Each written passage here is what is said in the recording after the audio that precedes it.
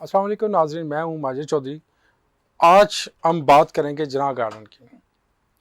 नाज़रीन, ये काफ़ी आपने देखा होगा कि जिना गार्डन एक बड़ा हॉट इशू है। आजकल जहां इदारों में जाएं, जिस जगह जाएं, कौमी असम्बली में, हर जगह पे इसकी गूंज सुनाई देती है।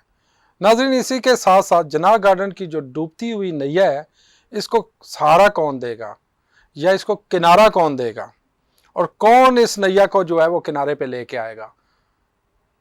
नाज़रीन, आपने देखा होगा कि गुज़िश्ता 20 साल गुजर जाने के बावजूद अब तो वहाँ पे जो मुतासरीन हैं उन बेचारों को प्लाट ना मिल सका। शायद आजकल सुनने में ये आ रहा है कि जो मौजूदा एमसी है वो ग्रेव यार्ड बहुत अच्छा माशाल्लाह खूबसूरत बना रहे हैं और उसकी जगह भी उन्होंने ख़रीद ली है और बड़ी ये खुश आइन बात है। मेरा ख्याल है कि जो अफेक्टी हैं उनको भी वहीं पे अकोमोडेट किया जाएगा और यही इसी इंतज़ार में शायद हम बैठे हुए हैं कि कब वो इस कब्रिस्तान की ज़ीनत बनेंगे। जितनी भी माजी में देखें या मौजूदा जितनी भी वहाँ पे मैनेजमेंट आई, उन्होंने दावे तो बहुत बड़े बड़े किए, वो बुलंद व बांग दावे इतने किए कि जब हम इक़्तिदार के अंदर, जब हम मैनेजमेंट कमेटी का हिस्सा होंगे तो हम ये कर देंगे, हम 1 महीने के अंदर प्रोग्रेस देंगे, हम 2 महीने के अंदर प्रोग्रेस देंगे, हम 3 महीने में डिलीवर करेंगे। लेकिन हमने देखा वो सिर्फ दावे के दावे ही रह गए, अमली तौर पे उस पर कोई काम होता हुआ नज़र नहीं आया।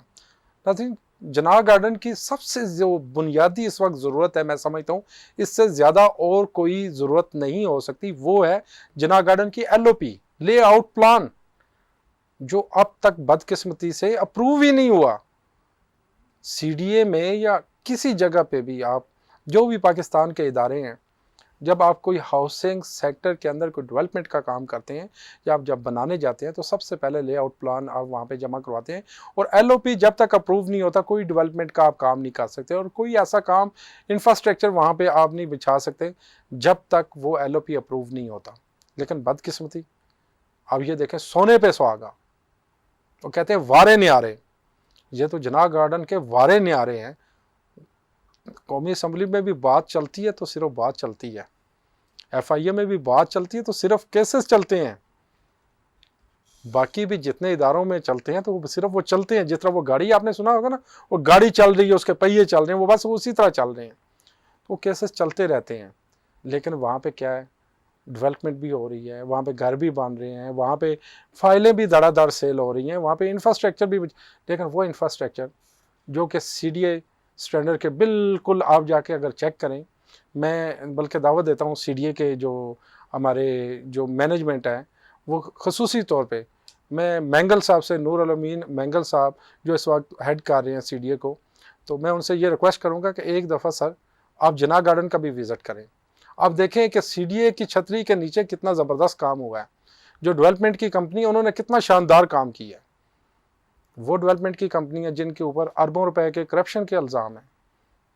मैं ये बात कर रहा हूँ एसए बिल्डर और R&U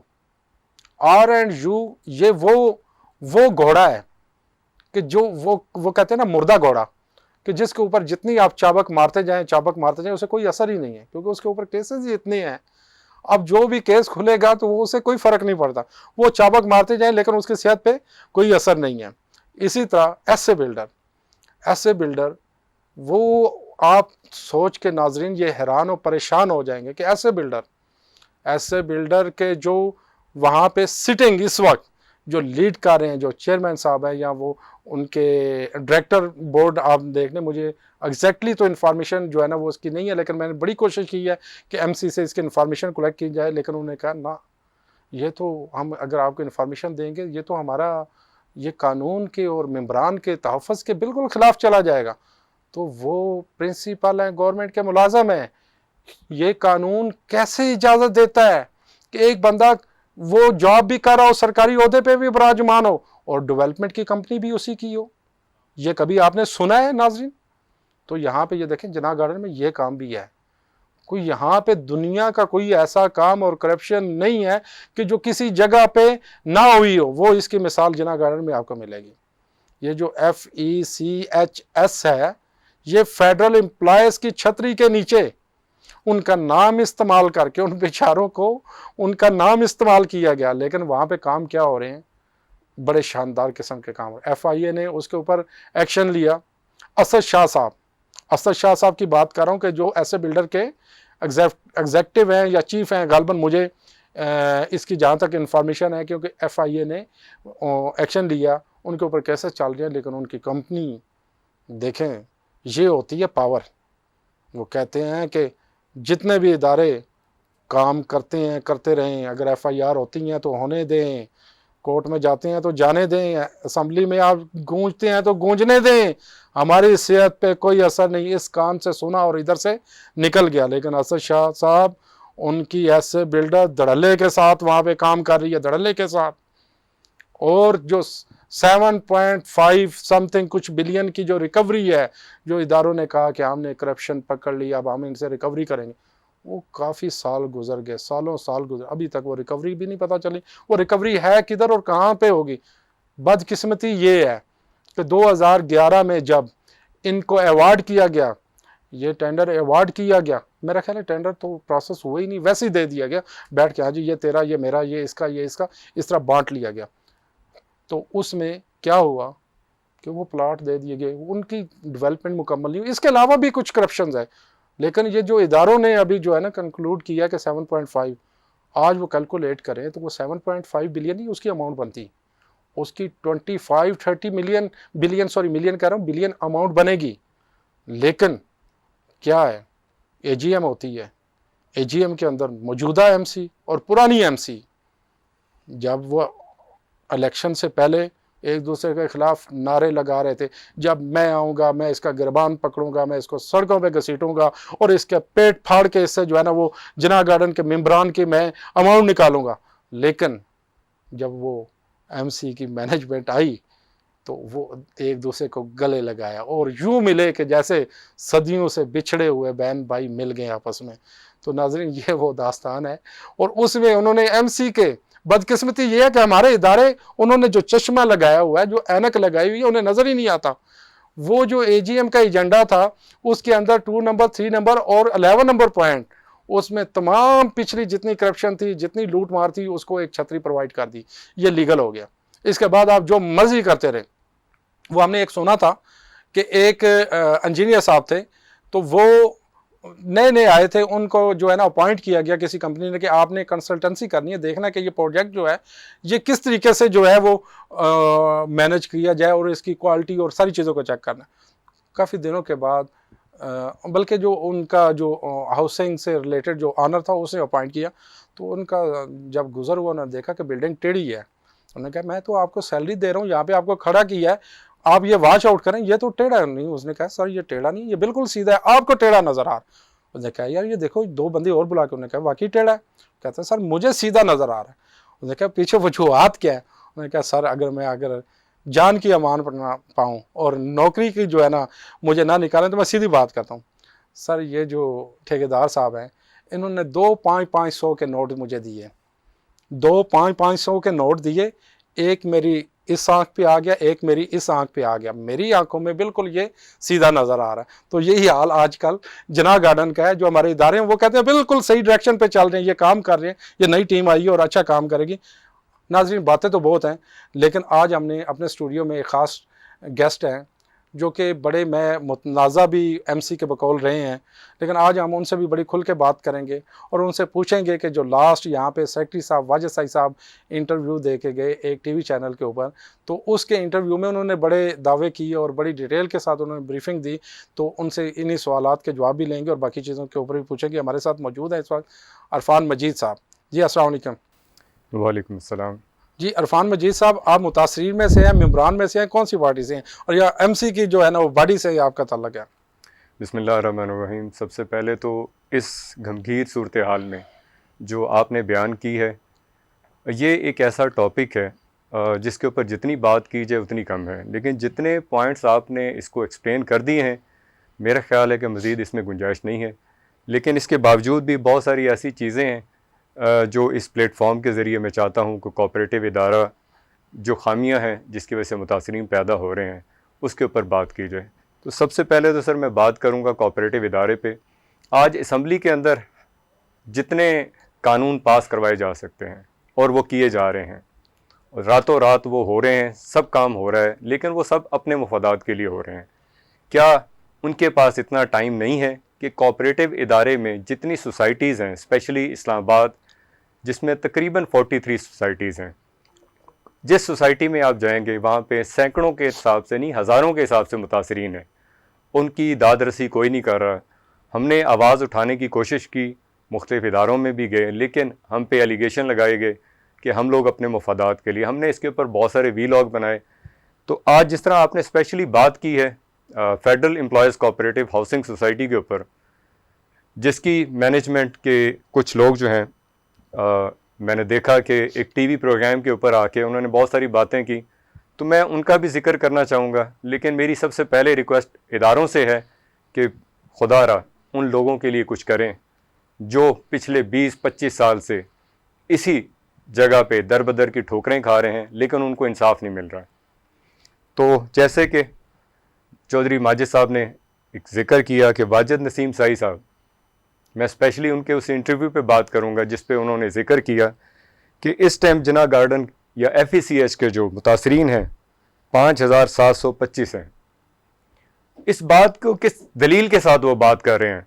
हमने पिछली मैनेजमेंट जो मेजर आफ्ताब और वाजिद नसीम साई साहब उसमें कोऑर्डिनेटर थे, वाजिद नसीम साई साहब उसमें थे, उसमें Wajid Naseem Sai as a coordinator थे, और उन्होंने पिछले इंटरव्यू में भी जिक्र किया कि वो कोऑर्डिनेटर थे। और उनका लेटर जो मेरे पास पड़ा है, मैं इसको आपके स्क्रीन पे भी दिखा सकता हूं कि ये लेटर उनके कोऑर्डिनेटर का लेटर इशू हुआ है FECH से, और इसके ऊपर NDC की उनको परमिशन दी गई है। ये कैसे मुमकिन है कि एक बंदा कोऑर्डिनेटर हो? वो कोऑर्डिनेटर नहीं था, वो पूरी मैनेजमेंट कमेटी का चलाने वाला शख्स था।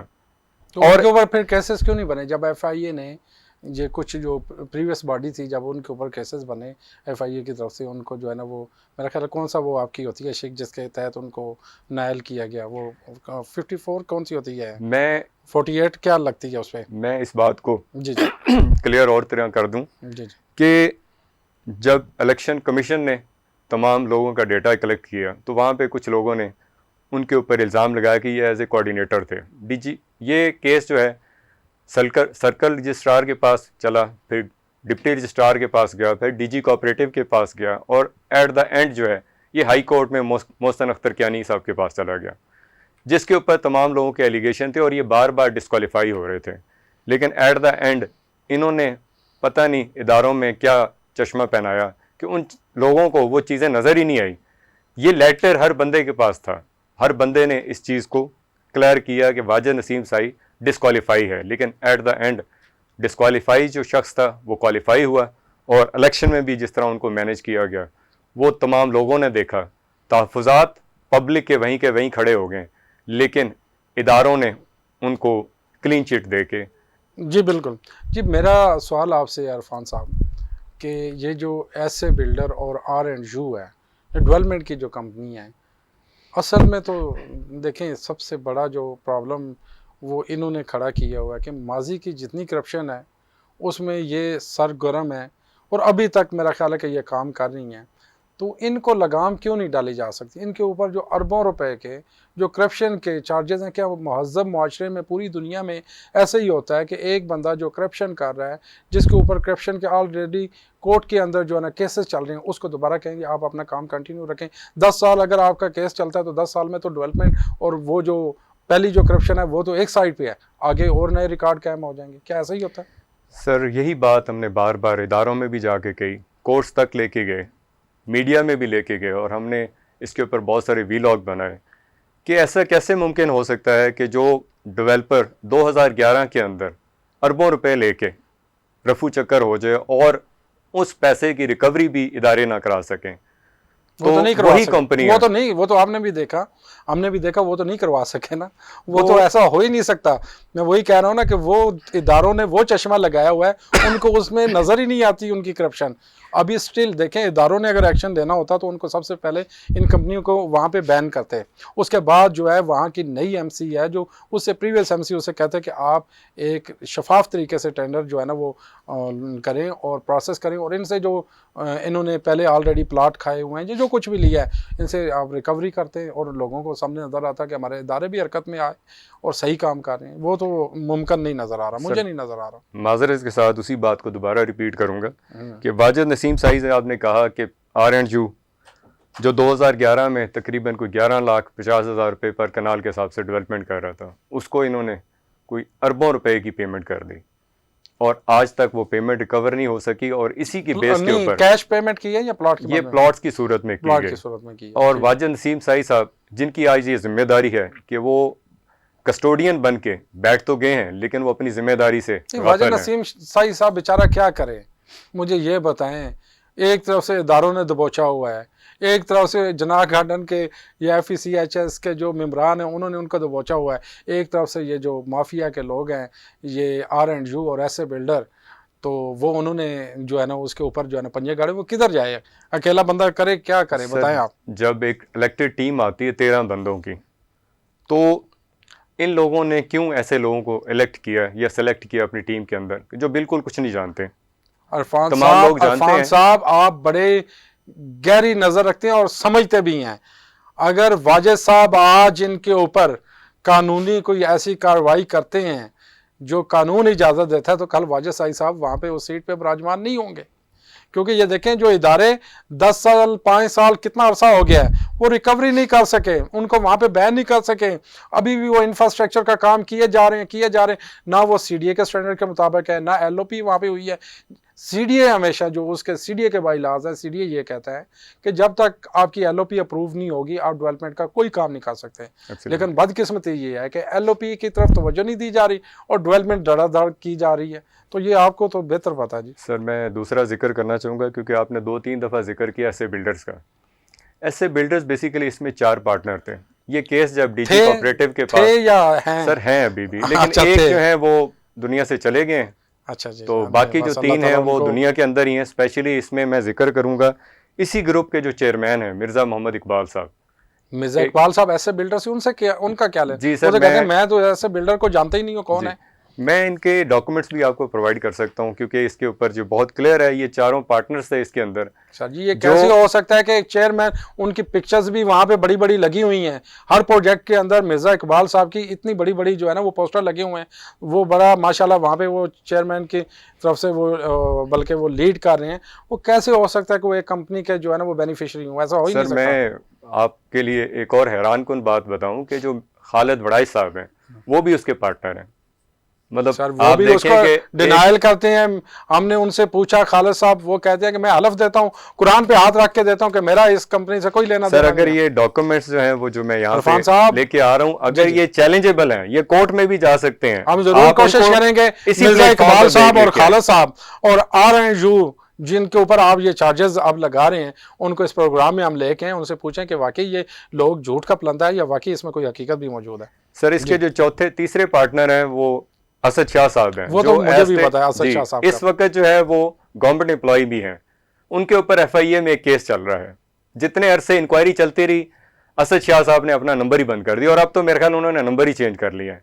और ये आप जब भी FECH के ऑफिस में जाएं तो आप देखेंगे नंबर चेंज कर लें तो वो शख्स दिखाई नहीं देता। आप FECH चले जाएं, आपको ये शख्स जो है वहां पे मेजर सीट पे बैठा नजर आएगा और अपने मामलात को क्लियर कर रहा है। ऐसे बिल्डर को कौन रन कर रहा है? सर आज भी वही ग्रुप, अगर हम कहें ना शक्लें बदल के पिछला ग्रुप जो है वो दोबारा आ गया है, तो इसमें किसी तरह के कोई मजाका नहीं होगा। जो पहले किसी का भाई बैठा हुआ है, मैं अरफान साहब आपकी बात से मैं इख्तिलाफ करूंगा। मिर्ज़ा इकबाल साहब इंतहाई नफीस और 5 वक्त के नमाजी हैं और इसी तरह खालिद साहब भी इंतहाई मुअज़्ज़ज़ शख्सियत हैं, मेरा भी उनसे जो, लेकिन ये है कि देखिए बातों से नहीं है। अगर आपके पास कोई डॉक्यूमेंट्स हैं तो आप हमें प्रूफ दें कि वाकई ही कि उनकी इन्वॉल्वमेंट इसके अंदर शामिल है। सर मैं इसी फोरम के जरिए चैलेंज करता हूं कि आप इन तमाम लोगों को यहाँ पे लेके आएँ आप डॉक्यूमेंट पर, और हम डॉक्यूमेंट भी प्रोवाइड करेंगे और उनको प्रूव भी करेंगे। और ये लोग आप देखिएगा कि अगर ये लोग झूठे साबित हुए तो इनको उसी टाइम रिजाइन दे देना चाहिए। क्यों कि अगर ये लोग झूठ का पलंदा या लोगों को गुमराह करके इस सीट पे बर्जमान हो गए हैं और उस तबाही का हिस्सा बन गए हैं, तो मेरा ख्याल है कि इनको भी सोचना चाहिए कि जिस तरह आपने जिक्र किया कि ये 5 वक्त के नमाजी हैं, तो इनको नमाज पढ़ के इनको ये शर्म नहीं आ रही कि इन्होंने भी एक दिन मरना है। क्या इन्होंने कब्र में नहीं जाना? ये कब्र का जो सिलसिला है वो सिर्फ गरीब आवाम के लिए नहीं है, इन लोगों के लिए है जो इस वक्त बैठ के उस इदारे को तबाह बर्बाद कर रहे हैं। मैं एक और जिक्र करना चाहूँगा इसी फोरम के ज़रिए कि मिर्ज़ा इकबाल साहब जो ऐसे बिल्डर्स के मालिक हैं, हम वीडियोस भी आपको दिखा सकते हैं, उनमें बहुत सारे लोगों ने इनका जिक्र करके वॉइस मैसेज और वीडियो के ज़रिए ये पैगाम दिया था। और साइड पे जाके देखें कि आज भी मिर्ज़ा इकबाल साहब का वहाँ पे एक मॉडल हाउस बना हुआ है। मिर्ज़ा इकबाल साहब ने पिछली मैनेजमेंट के साथ एक बहुत बड़ा फ्रॉड किया मेम्बरान के साथ में। मेम्बरान को इन्होंने अरबों रुपए का नुकसान पहुंचाया। मिर्ज़ा इकबाल साहब ने एक टेंडर लिया जिसमें मिर्ज़ा इकबाल साहब, इसमें 2 पार्ट कंपनीज और थीं जो अलाइड एड के नाम पे और HMC के नाम पे थी। इन्होंने क्या किया पिछली मैनेजमेंट में, मैं स्पेशली जिक्र करूंगा गुलशेर साहब का जो फाइनेंस सेक्रेटरी थी और मेजर आफ्ताब जो प्रेसिडेंट था। इन्होंने मिल के उसको जालसाजी की, इन्होंने कोई ऐड नहीं दी, पेपरा रूल की खिलाफ वर्जी की। मिर्ज़ा साहब की जो कंपनी है वो 1 अरब रुपए का काम ले सकती है, लेकिन उन्होंने 1.5 अरब रुपए का काम लिया, जो सबसे बड़ी वायलेशन थी। इंजीनियरिंग काउंसिल, पेपरा और फिडी के रूल की वायलेशन थी। इन्होंने 1600 कनाल का एग्रीमेंट किया जिसमें से इन्होंने 400 कनाल जो है उसको डेवलप किया, और 400 कनाल के ऊपर 160 प्लॉट जो मिर्ज़ा साहब को प्लॉट हुए थे, मैं उसकी पूरी डिटेल भी आपको शेयर कर दूंगा। और बाकी जो प्लॉट थे इन्होंने सब ने मिलकर वो बांट दिए। ये वाकई अगर हकीकत है तो बड़ी हैरान कुन हकीकत है जो आप इंकशाफ कर रहे हैं। ये तो सब कंट्रैक्टर हैं R&U के, जो ऐसे बिल्डर है या मिर्ज़ा साहब का जिनका आप नाम ले रहे हैं। सर ये आपको थोड़ी सी मालूमात में इजाफा कर दूं, और मेम्बरान को भी मैं चाहता हूं जो जिन तक ये वीडियो जा रही है ये पैगाम, बल्कि अच्छा, प्रोग्राम का वक्त खत्म हो रहा है, प्रोग्राम का वक्त खत्म हो रहा है। मेरा आखिरी सवाल, आखिरी जवाब सर यही है कि ये जो पूरा केस है वो इस टाइम FIA के अंदर है।